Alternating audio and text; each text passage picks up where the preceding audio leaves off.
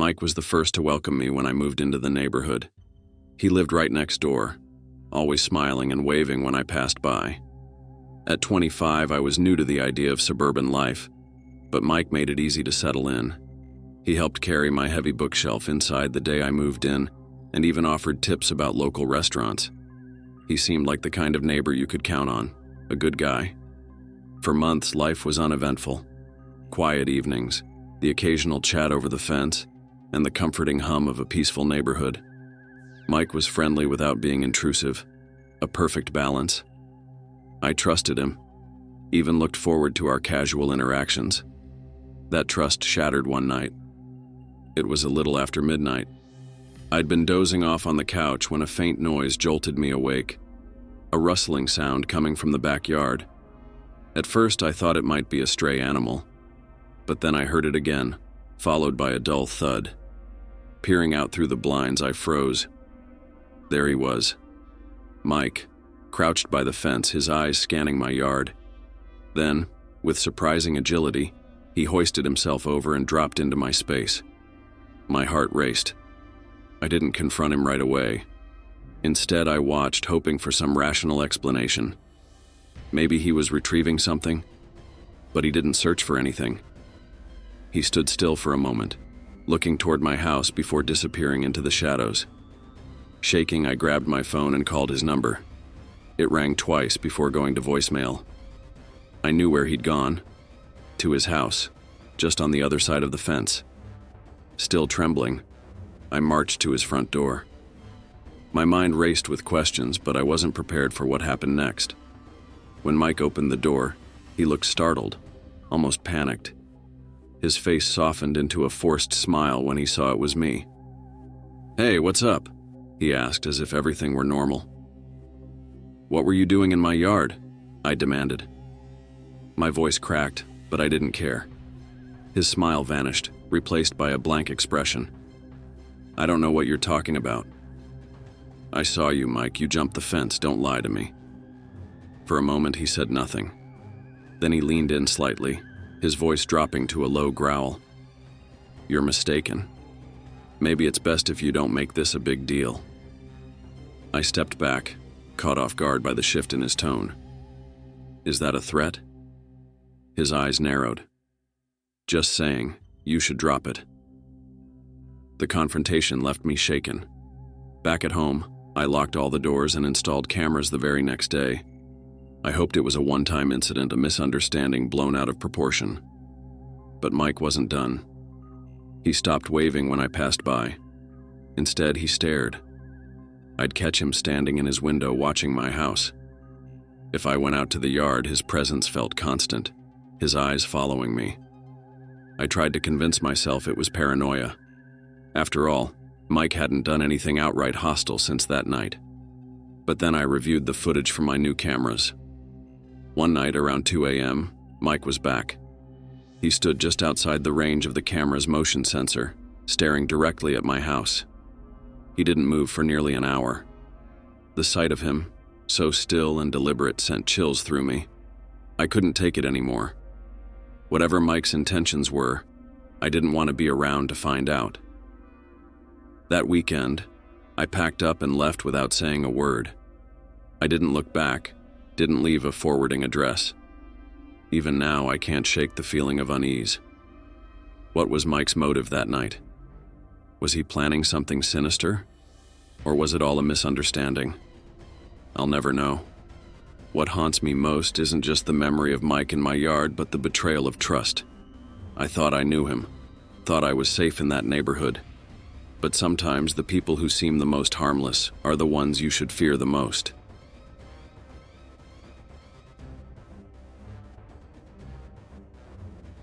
It started with a loud crash.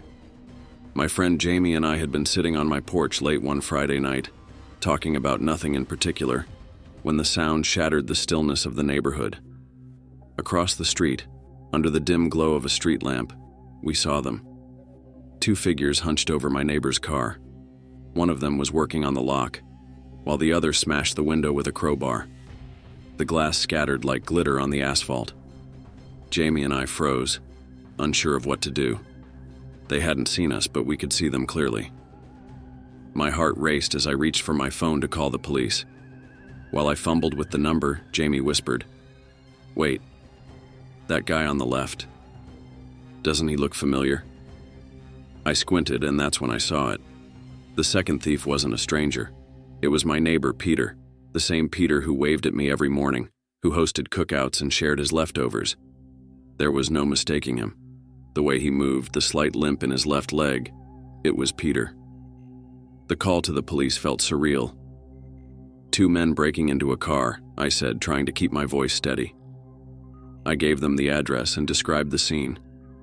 By the time I hung up, the thieves had finished. Peter and his accomplice hurriedly grabbed a bag from the car and disappeared down the street. Minutes later, Peter reappeared, but this time he wasn't sneaking. He strolled casually toward his house, hands in his pockets, whistling. Jamie and I exchanged a look, the same thought flashing between us. He wasn't even trying to hide it. That night, I couldn't sleep. The Peter I thought I knew didn't match the image of the man I'd just seen. He was a teacher at the local high school, someone parents trusted with their kids. Why would he vandalize a neighbor's car? The police arrived an hour later, long after the thieves were gone. I told them what I saw, described Peter, and pointed out his house. They nodded, took notes, and promised to follow up. But as they drove away, I couldn't shake the feeling that nothing would come of it. The next day, I watched Peter from my window. He mowed his lawn like nothing had happened, even waving to passing neighbors. But there was something in his demeanor, a deliberate calmness, like he knew I was watching. And then, he started watching back. At first, it was subtle. I'd catch him glancing at my house as he took out the trash. But soon, it became more obvious. He'd stand in his driveway, arms crossed, staring directly at my living room window. Once, I saw him walking down my street, his gaze flicking toward my front door. It wasn't paranoia. Peter was making it clear. He knew I'd seen him, and he wasn't happy about it.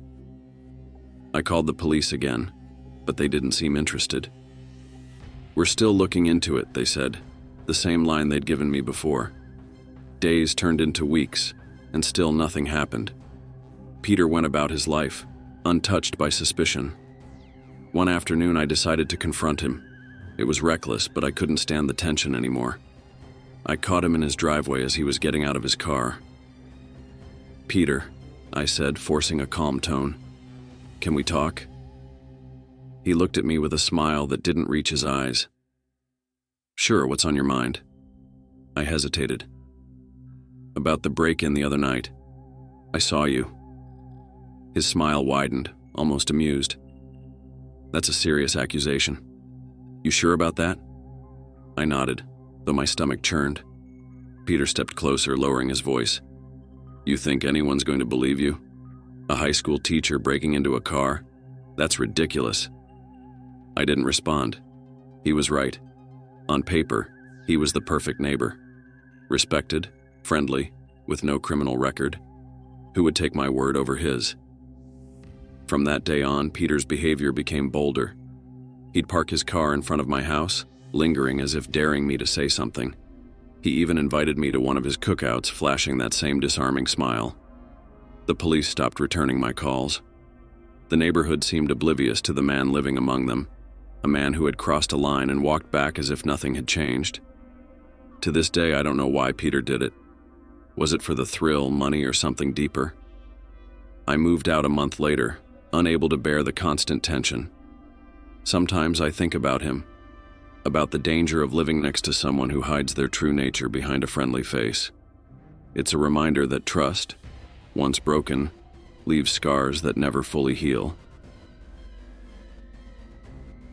I took the night security job at a small startup because it seemed simple enough. Keep an eye on the place, do a few rounds, and pass the quiet hours until dawn. The company had a modest office in a business park, its open-plan design filled with sleek desks, half-finished projects, and the hum of computers that never seemed to fully shut down. Security wasn't exactly a priority for the company. There were no cameras, no high-tech alarms, Just me, a few motion detectors, and a master key for the building. It was easy money, or so I thought. The first few nights were uneventful. The office felt eerie after hours, with its rows of darkened workstations and the occasional creak of the HVAC system breaking the silence.